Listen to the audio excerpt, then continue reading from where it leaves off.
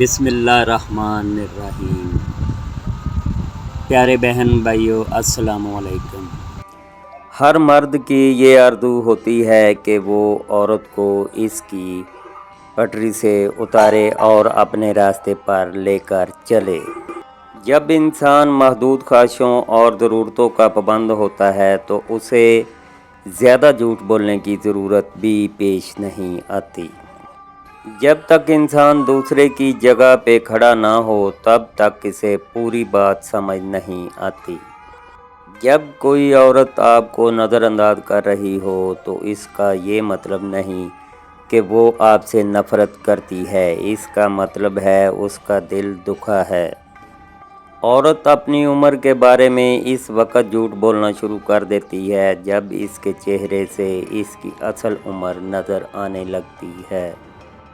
احساس سے کمتری میں مبتلا انسان نکارا ہو جاتا ہے۔ کتنی نازک ہوتی ہیں لڑکیاں، پسند کا سوٹ نہ ملے تو عید نہیں مناتی، مگر ایک ناپسندیدہ انسان کے ساتھ چپ چاپ پوری زندگی گزار دیتی ہیں۔ افسوس، یہ وہ معاشرہ ہے جہاں گند اٹھانے والوں کو گندا سمجھتے ہیں۔ میں تعلیم یافتہ ذہین عورتوں سے نفرت کرتی ہوں، کم بخت بلا کی جھوٹ بولتی ہیں۔ ایک زخم کو بھرنے کے لیے ضروری ہے کہ اس کو خریدا نہ جائے۔ ہر انسان کے اندر دو بیڑیے ہوتے ہیں، ایک اچھائی، دوسرا برائی کا قالب وہی رہتا ہے جسے ہم کھلاتے پلاتے ہیں۔ پاکیزہ ترین محبت یہ ہے کہ تم کسی شخص سے محبت کرو یہ جانتے ہوئے کہ وہ تمہارا نہیں ہو سکتا اور اسے خوش دیکھنے کی تمنا کرو۔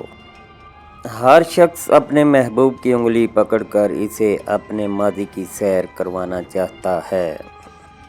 مرد اگر سچی محبت کر لے تو وہ نہ کسی غیر عورت کی طرف دیکھتا ہے اور نہ ہی کسی غیر مرد کی نظریں اپنی عزت پر پڑنے دیتا ہے۔ مڈل کلاس لڑکی کو بدنامی کا بہت ڈر ہوتا ہے، یہ عشق نہیں کرتی، یہ شوہر تلاش کرتی ہے۔